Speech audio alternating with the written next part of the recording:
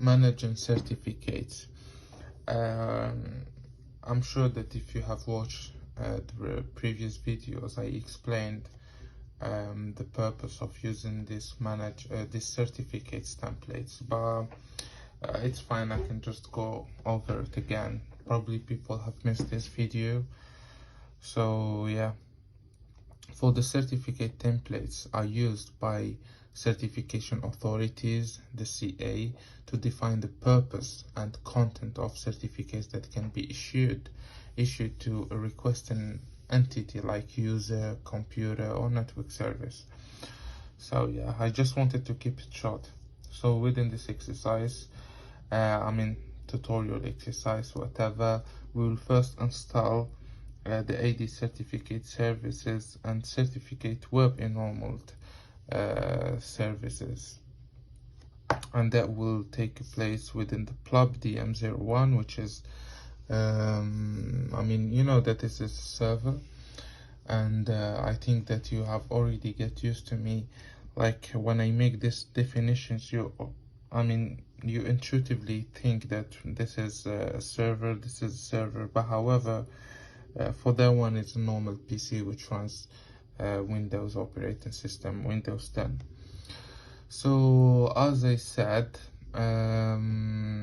yeah, for the task one, yeah, we will be adding this certificate. Typically, in a corporate network, a dedicated server is set aside to handle certificate issuance and management to requesting users, computers, or network services.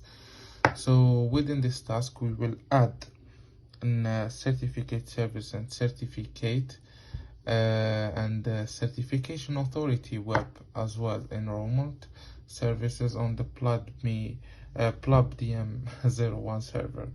Then it's obvious that after adding it, we have to install the AD certificate enterprise CA and the CA web enrollment service. So it is essential that those two services be installed and configured with their respective system settings to make them capable of issuing certificates to requesting users or computer or any service. Now for the second part, we'll be configuring the certificate auto-enrollment. So enrollment for machines or user certificate can be done manually by using certificates request wizard through the Microsoft Management Console, I think so, the MMC, that's all I know. But I'm not sure what the MMC it stands for. I think it stands for Microsoft Management Console in small organizations. But for big companies that maintain hundreds of network users, certificate enrollment can be streamlined by customizing certificate template. So customized certificate template allows us to set properties such as auto enrollment and simplify certificate deployment to domain users by using the GPO, which is known the group policy. So this is what we'll be doing for the first task. We'll configure a customized certificate template, as I mentioned earlier, which gives the certificate administrator the flexibility to change the properties of a template, like security, and what else? Yeah, let's say security extensions among others. And yeah, for that part, and then we'll create a group policy as I mentioned, and the PubDC1, and finally we will verify the certificate issuance in order to make to make sure that what we have installed and what if it functions eventually or not.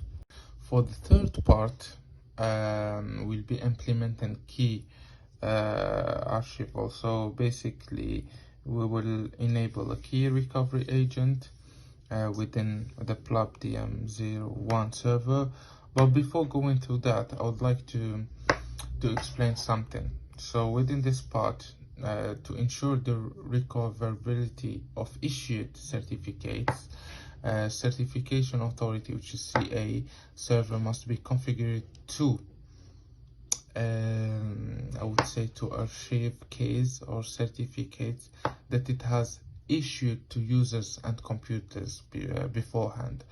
So the key archival, that one means that the CA server has a copy of all issued certificates, and therefore it allows recovery of certificates lost by user due to let's say number of reasons, such as theft or smart card, an accidental reformat of the user workstation where the user certificate is saved, and among other things. So within this part, the part 3, what we're gonna do is that eventually we will learn how to set up a key archival by first enabling a key recovery agent in certification authority, and then issue a recovery agent certificate to the CA administrator.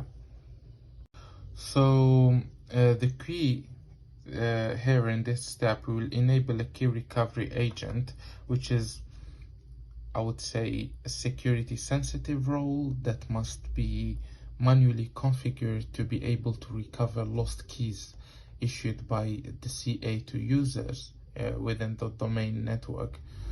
So within this step, we will enable the administrator account for key recovery agent role.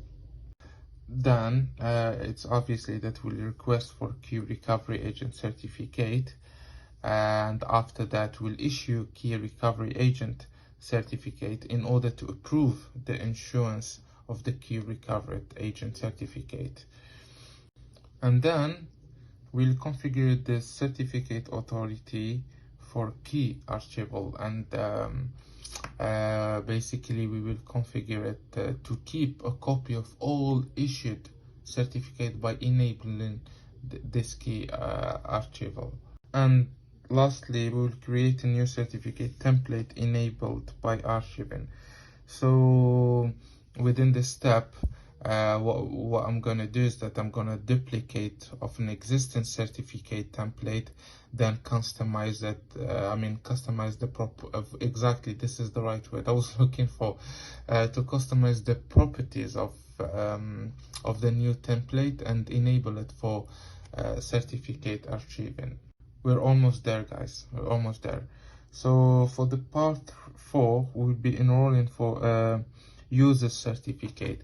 In the previous part, we have performed the essential task to set up a key archival in the CA server.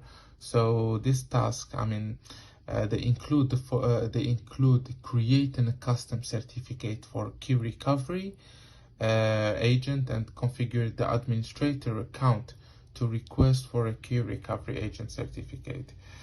So within this part, we will test a new user to enroll for a custom certificate, which was enabled for certificate archiving.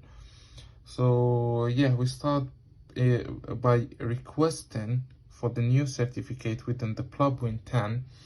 And so basically, what does that mean? We will sign in as a regular user and request for certificate based on this. Let me EFS user. This is like a custom template, yeah. And after that, we will pass through this steps and make sure that you go with the whole flow. You cannot skip one step, otherwise I reassure you that if you skip one from these steps, the whole procedure would be messed up, and I'm sure that you'll get stuck. And yeah, so then comes the 5th part, which is, I believe, the last part, will be managing key recovery.